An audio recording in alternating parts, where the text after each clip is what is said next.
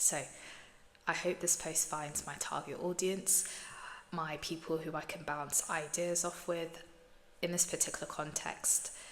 A somewhat challenging verse in the Quran that I have been, I don't know, my mind has been fixated on.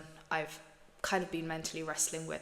Now, if you're part of the You're So Close community or the Astaghfirullah community, kindly scroll past, like block me, do what you gotta do.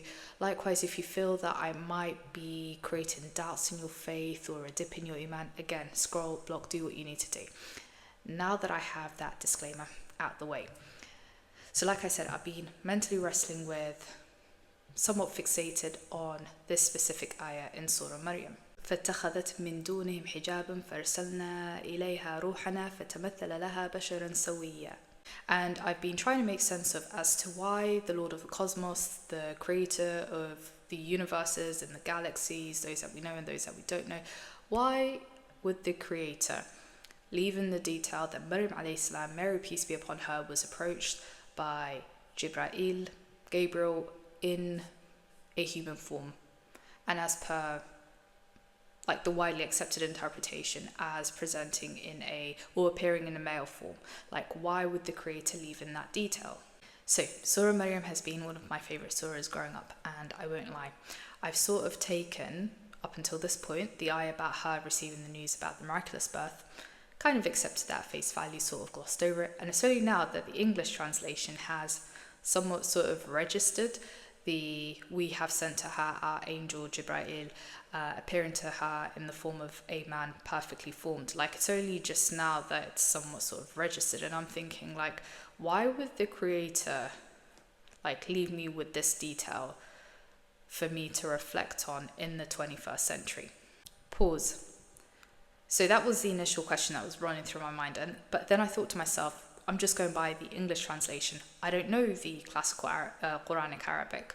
What I do know is that the term or the word for man in Arabic is rajul. I don't see no rajul in the ayah. What I do see is bashar.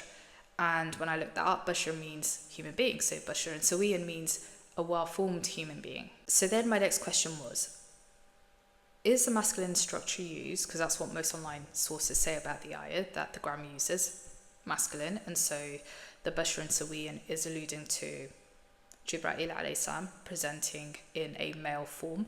Is this a reflection of how Maryam alayhi salam was perceiving him, or did he actually literally approach her as male presenting? And then the next question being, was this like some sort of like hologram or like a projection?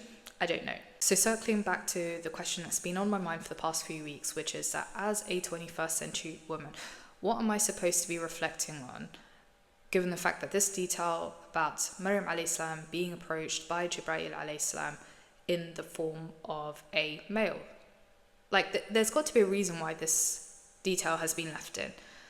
And a part of me also wonders, why did she receive communication in this way? Because we know, for example, Moses, peace be upon him, Musa alayhi salam, he received communication via a voice directly. Like when you look at Surah Daha, or when you think about Ibrahim alayhi salam, he had that combination of angelic encounters and visions. And then you look at Moses' mother, peace be upon her, when she has that divine inspiration to put baby Moses into a basket into the Nile, or Zechariah and the angels called out to him. Like, you get my drift. Like, the communication for them was different to hers, and it's like, again, what am I supposed to be taking away from this? So Maryam alayhi salam is a young woman who secluded herself in the temple in worship, and she's receiving communication in this form as Jibrael alayhi salam presenting, as male presenting. And my subsequent questions were, why not in the form of a female whose presence may have been more comforting? Why not a voice? Why not as like the above forms of communication? Why in this particular form? So we learned that Maryam alayhi salam is approached by Jibrael alayhi salam as male presenting, and later on we know that she conceives. Naturally, when you put these two things together, it creates, in a lot of people's minds, it creates this human cause and effect link. I don't have any issues with miracles, because I understand that not everything in life follows human logic, rationale, explanation.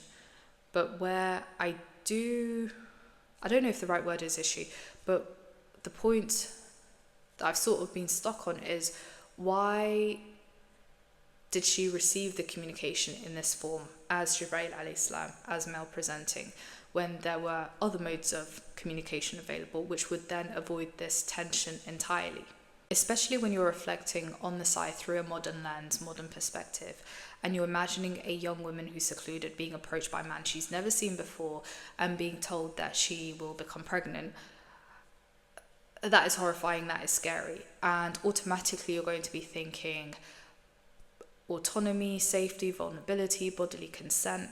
And it got me thinking, maybe this scene, this ayah has been constructed in this way to somewhat capture how unsettling and how traumatizing it must have been for her, to kind of put us in her shoes, in terms of just imagining how she must have felt receiving this disruptive, life-altering message.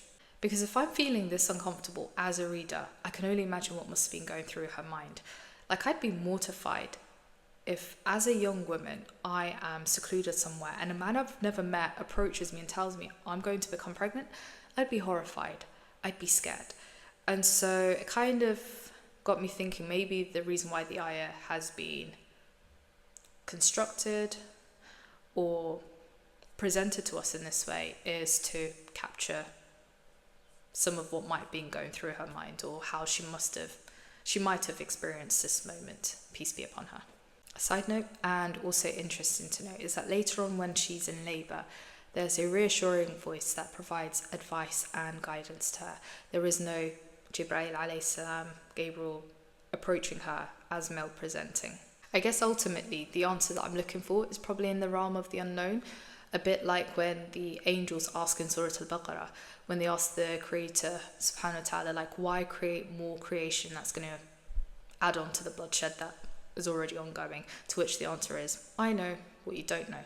So the answer that I'm looking for is probably in the realm of the unknown. But with that being said, I'm always interested to know or to see things from different angles and perspectives, and that's where you guys come in, because we all have different lived experiences, different ways in which we see the world based on our experiences and our social upbringing and what we've read, and etc, etc.